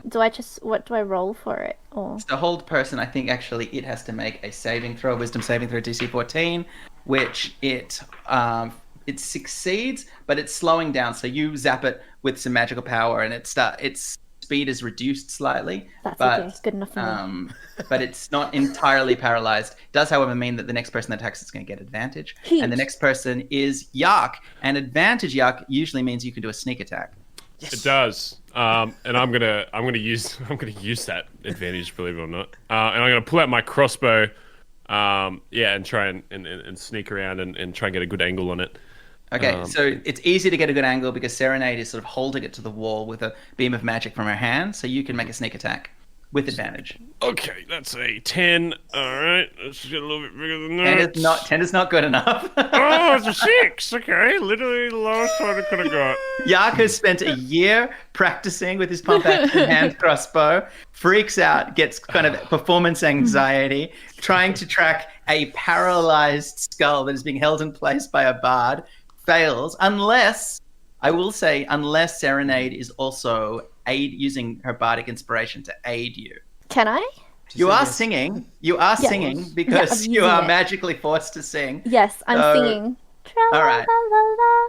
Yark, that means you get to roll one extra six-sided dice. Do you want me to do it? Six-sided die. Yeah, you roll it. I've got it for you. So if it rolls a 4 or more, then that means your sneak attack actually hit. I did roll a 4, which means Thank that God. you have actually hit, but only because of Serenade's song. Yes. Thank God. But that's one of your 4 for the adventure, Serenade. That's one of your 4 inspirations. Okay, I'll mark it. Save them for me. Yeah, she let you fail in your own time. Is it Janny's turn? Oh, yeah, it's my turn. I'm just waiting for the damage from Yark. Oh, Okay. and the damage is 9. Whoa! 9. And that's not even including your sneak attack damage, which is another 7. So you do 16. Whoa! Boom, Huge. headshot. Yeah, absolute literal headshot because that's all there is. And the flame skull smashes back in its jaw, pings off it. But instead of looking like it can't bite, you just see pure spectral ghostly flame where the jaw used to be as dead glowworm larvae fall down like burning rain from inside us as it shakes off the whole person's spell and dives towards Janny. Janny, you've got a second to react if you want before it attacks. Dodge. I don't. You can actually Too slow. you can use your ability your turn to dodge, It gives you a bonus on defense, but you can also attack it or cast a spell if you want. It's coming at me, isn't it? Oh my god! I don't get hurt. It will attack you right after your turn. Wait. Is it a melee? It will be in melee range. Yeah, it's Can coming I use in. my armor of Agathis? Agathis? Yeah, you can cast Armor of Agathis if you want. So that means that you'll gain bonus hit points, and if it attacks you, it'll take damage. Is that what you want to do? Yeah. All right, great. So as it dives towards you, Janny very quickly falls back and with her hands performs a quick, almost faster than you can see Carter, as her body turns ice blue just seconds before the flame skull attacks her and tries to bite into her. It seems like frost glitters off her dress, and it attacks you with spitting fire at you as it tries to bite even without its jaw. And it attacks you, Janny, and you take, 3d6 fire damage. So the first time it attacks you, you take what would be 9 damage, but is only 4 because of your Armor of Agathis, as your armor shatters into shards of ice that bite back at it, damaging it as it attacks you. It spins around in pain, and it spits a globule of fire at Kaskin as well. Hey. Kaskin, it's a critical hit, I'm afraid. Jenny! I'm rolling great. I don't know about you guys. What? And you take 9 points of damage, which becomes 18 hit points worth of damage. If that was me, that would be awful. Oh my god! I just lost half my health. But Kaskin, that only makes you madder, and it's your turn. I get out I'm gonna use my cursed spear, and I activate special anime move, and I run towards it. Okay. All right. Running towards it, and I'm gonna attack once, and then I'm also gonna use my bonus attack, Polar Master bonus, and attack again straight away. Wonderful. Boom, boom, spinning around. I'm spinning. I look badass. Just letting everyone know. Like a little ballerina. Yeah, kind of like that. Yeah. I hit a 25 to hit. That'll do it. Inexplicably, the room goes into like 16:9 resolution, and like lines of power and energy fly off Kaskin as the camera whips around him as he spins around with his cursed spear and flies at the flame skull, burying it deep into the back of the skull. How much damage, Kaskin? I will roll now. I roll a 8 on the first hit, and then on the second one has to hit as well. Oh, the second one has to hit as well. Oh, come on! Yes, I rolled a 20, and I hit a 7 for damage. Oh. All right. As Kaskin drives his spear into the back of the skull like a pincushion into the wall, stabbing through it as the skull screams the song that it has been singing this entire time in Kaskin's face. And for the first time, you start to make out the lyrics, and then it starts to slow down, and it continues to sing the song as the fire inside it dies slowly until it is just a skull pinned against the wall, but giving you all time to hear as it sings to the rhyme again and again as the music. And for now, you hear the words for the first time, which the skull is singing to you as it sings. See, a mother scything wheat, forgotten husband sleeping near. With one swing he took his feet, with another took his ear. Does the shadow have a name? Shemshine. Causes grief, avoids the blame. Shemshine. See, a dog knows how to heal, never heeds plea nor command. Mother gives a tasty meal. Dog chose instead to eat her hand. Does the shadow have a name? Shemshine. Causes grief, avoids the blame. Shemshine. And Janny, as you hear this, you find yourself back in the dream, looking at a dog collar on the floor, a grave by the side of a mill, a burnt down mill, a brackish river by the side of the mill. See the son doing his chores, washing clothes for folk in town, fell into the river's roar, sank to the bottom and drowned. Did the shadow have a name? Shemshine. Causes grief, avoids the blame. Shemshine. And with that, the skull finally, the fire inside it burns out as it falls to the ground as Kaskin pulls back his spear. And then I spit on it. Spit on it. That's for burning me worth 18 damage, little bastard. Now you are quite hurt, but you have managed to access this room inside the fire, and as you sort of dig around inside it, you see that there are bones. There is what looks like a filthy old, very old, that falls apart almost instantly as you touch it, avowed robe, and someone has tightly packed the skeletons of two different people, it seems, inside this little oubliette that's cut into the back of the Firefly Rookery. And you can also see that there's a couple of items that you pull out as well. There's a dusty old ledger, a book, and there is what looks like a necklace of wire with metal discs on it. I reckon can I pick up the books and throw one to Serenade and one to Janny, and then I look at Yark and I say, put the human bones in your bag, and take the necklace because we got to take it to the windmill. I understand the quest already. I figured it out. I pick up only the necklace. I am stuffing the human remains into my backpack. So the necklace. So Yaka gets the necklace. Mm-hmm. You fill your backpack full of bones.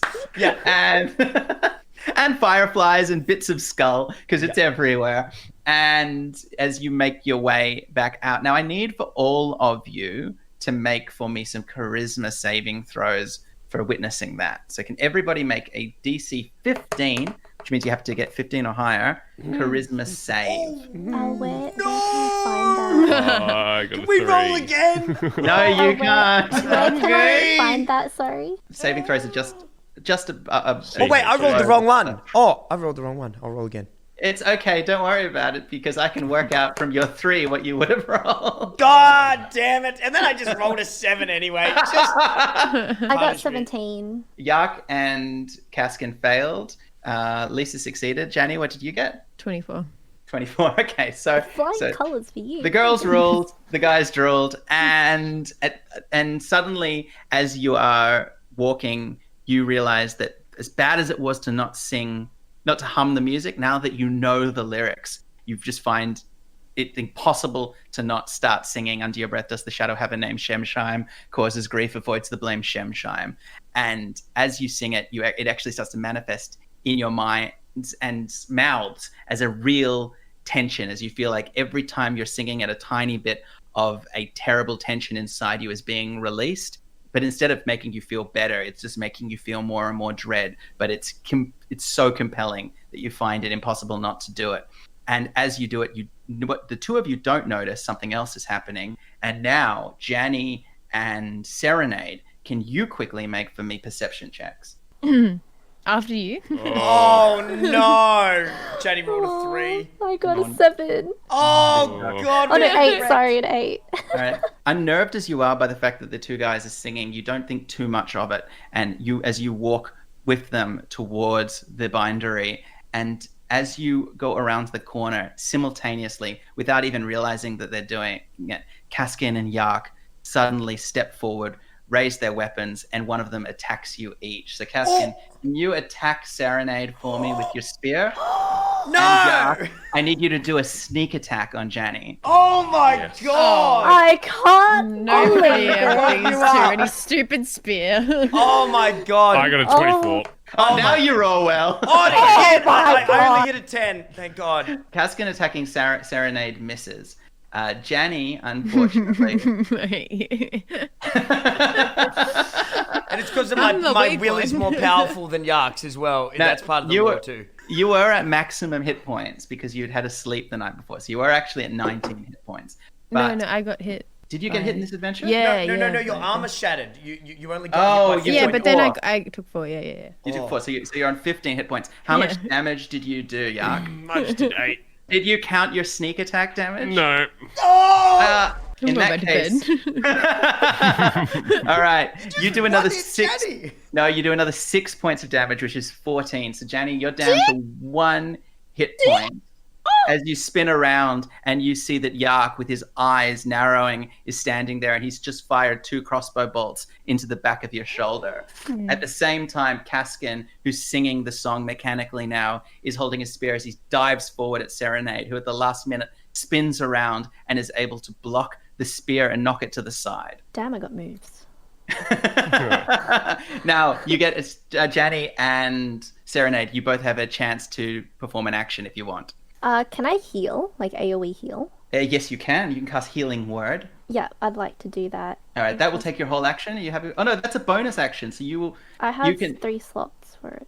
Yeah. So Healing Word will be free, which means that you're going to cast that immediately and do a creature of your choice that you can see will regain 2d4 plus 4 hit points. So who are you healing with that word? Jenny. Yep, Okay. cool. So you cast that, and Jenny, you take 11 points of life back. Thank you. So you're back to 12 hit points. So who are we versing? Are we defending ourselves from those two? Wake us up. Wake me up. They're both magically enchanted at the moment. Okay, so now, I want to hurt them. this is the problem. Serenade. Serenade, it's still your action. Healing Word is a bonus action. So you still have one more thing you can do if you want. Can I put both of them to sleep? The enemy, like Yak and No, I think I'll allow that. Maybe just like hold person then, just like paralyze them so they don't attack us anymore because I'm scared. I think that's more fair because that's a lot to cast in one turn. Okay. But hold person I think is better. So but that will only work on one of them. Okay. So Hold down the deadliest one. Because he did more damage. Mm-hmm. How you feel about that, Kaskin? How do you feel about being the beta threat? Should have woken me up. She's not even worried about you, mate. I'll pin him down. She's not even worried I'll about pin you. him down. You wait till my attacks actually hit. Wait, no, All right, make a wisdom saving throw for me, and you probably want to fail this one, Yark. Anyway. Oh, I don't plan on it. I got a 14. Oh my God. All right, you're lucky there. The DC is 14, so we'll call that a hold. So you are thrown against the wall by a beam of light that comes from Serenade's hands, and your eyes, as the shock of hitting the wall hits you, your eyes snap open, and Janny and Serenade, you both realize that it seems like damage wakes them up. So although the hold person doesn't completely hold you, the impact of it wakes you up. And the next one up is Janny. So you're saying damage wakes them up. Well, Kaskin. Let's see what I have here. I have a cloud of daggers. I have a mage hand. He is I half have. HP. Slap me. Oh no, I don't want him to stay burning. That would be mean, wouldn't it? You move so small. Can I Oh, I got a hammer. Can I just hammer his head? You can, but if you miss him, it's not going to wake him up. That's all. But you can give it a go. Oh. You're not low, you're half. I was low. I'm 18. Maybe you need to feel like what it's like to be on 1 health. I will tell you. Change my mind. Cloud of daggers, go. Oh my Lord. Cloud of daggers, me! Whipping her hands around into shapes of knives, suddenly you find yourself in the center of a storm of spectral daggers that are whipping and cutting around you. Make for me quickly I don't think you actually even get to roll to save. That's a great spell. So Kaskin, on the start of your turn, you take 4d4 damage from Cloud of Daggers, which is 13 points of damage. Oh my God. As you are cut in your legs, your arms, and one of them whips past, giving you a cool scar just above your eye. Oh, that's cool. I like that. And also another one whips around and just cuts your mustache right off your face. That's what happened. So you get a killer shave. Oh my God. Then I wake up and I look around and I see my mustache on the floor, and I get down to my knees and I just start crying. I'm just crying a lot. And then I get up, wipe my tears away, and say, "Oh well, cool scar." And I look at Janny, I give her a little thumbs up. I walk back over and say, where did Kaskin go? Just confused. He's just gone. Because he's unrecognizable by the moustache gone. So. You're a dwarf. You don't recognize. If humans change their hairstyle, you cannot recognize it. You all look the same to me. It's me, Yark. It's me. Get off me, stranger. And I pick him up like a little baby and I shake him. Oh. He doesn't do that. No, kiss him off for you. He doesn't do that either. Okay, wonderful. Now, for a moment, it seems that you are all of you are calm again, but you know that at any moment the song will start taking control of you, and you can hear now what seems like thumping and fighting happening downstairs that suggests that you aren't the only ones that have been afflicted in this way. Now, you can quickly take some healing if you want. Yeah. Thank God we killed the old man earlier. Yeah, thank he might God, we have woken can up eat and him. gotten possessed. Oh, No, I was going to say he might have got possessed by the song, so True. we would have had to kill him anyway. So should we kill were everyone actually in the smart in killing him. We take a short, long rest. You can't take a short, What do you long mean rest. short? We're just going to sit here. We'll take a long one. When I said that you can heal, I mean that, for instance, Yark, you can take your second wind if you want. And I if feel you... fine. I haven't. Oh, sorry, no, anything. no, you don't have second wind. So Caskin can take second wind, Yeah. or if you ask Serenade, perhaps Serenade will cast What Cure does second Wounds. wind do? Sorry. It's once a day. How much Fighters health will I basic- get? It's not a huge. Oh, there it amount. is. I think it's 1d10 plus 4. That will be it. Yep, that looks So right. that's 14. Well, if you roll a perfect score, it is Caskin. Oh, no. How do I... It won't let me roll it, though. It just says... It's okay. I'll do it for you. Okay. So it's Please. 1d10. I've got real dice here, so that's all good. So you roll a 4 plus 4 is 8. You take 8 hit points back. And now Serenade will heal me. Will she? Well, I kind of like, because he missed and then he was possessed, I'll heal him. Oh, wow. Anyone that Serenade heals takes an extra 10 hit points of healing back. Oh, so I You can- healed Jenny, was it? Jenny? So then she gets plus 10 as well? Or No, that was a different spell that you'd already cast. So you could cast Cure Wounds on everybody if you want. You've got 3 slots left, but that would be the rest of your first level slots. I'll just heal. I'll just heal one then. Caskin. Yeah, just heal up Yeah, Caskin. I'll Maybe just heal cast him. that twice on me. And then I'll be max health again. That'd be really cool. I'll just do Caskin. Does it cure wounds? Yeah, Cure Wounds. Yeah, I'd like. I'm to all do good that again. I'm 23 out of 36. This is great. All right. So you make your way into, I think you said the bindery, the room where the tapestries were displayed. Yep. Yep. What did you want to do here? What was your plan? You said you'd solved the mystery. Yeah. Not to put you on the spot, but you said it was solved. Okay. So what exactly is in front of me? Exactly. So this room has a bunch of desks where the Avowed repair books that need repair, or for books that are too far gone, they transcribe them. This is how the library keeps the books together. This is also where they repair the tapestries. No, this isn't where the bones go. And I'm shaking my head and I say, no. This isn't where we dump the bones. We dump the bones near the dog collar. The dog collar was in a dream. Yep. So- Well, I'm waiting to see it. Do you even know about the dog collar? No. Lufu's character explained it. She Okay. talked about the dream. I just turn around and say, we got to dump it near the dog collar when the demon man comes. In the dream. Yeah, in the dream. When it'll show up. So you're going to go to sleep? Am I understanding that right? No, I'm ready to fight. Let's fight someone else. I can see. Emotions for everybody to lie down and go to bed. It's just I'm not understanding. I don't think anyone's really understanding this. Okay, so you're going to head back into the library. You don't want to stay in the bindery? Depends what the nerds think. Janny, Serenade, what do you see? What are you doing? Because you're back, because you made the trouble of coming back into the room. You can make an investigation check. Someone can make it with advantage for the group. I'll do it. Investigation. I hit You have the weakest I investigation. hit a 7. I roll Yes. again. Of course, I you're hit favorably a bad. 17.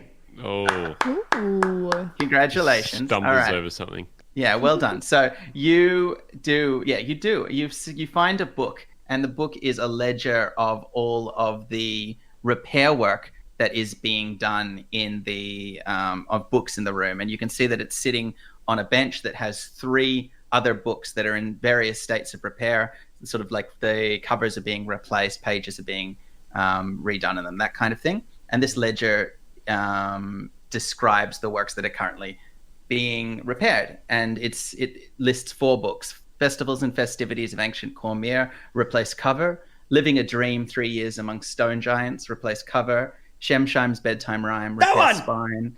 When I see that one, I say that one, and I point to that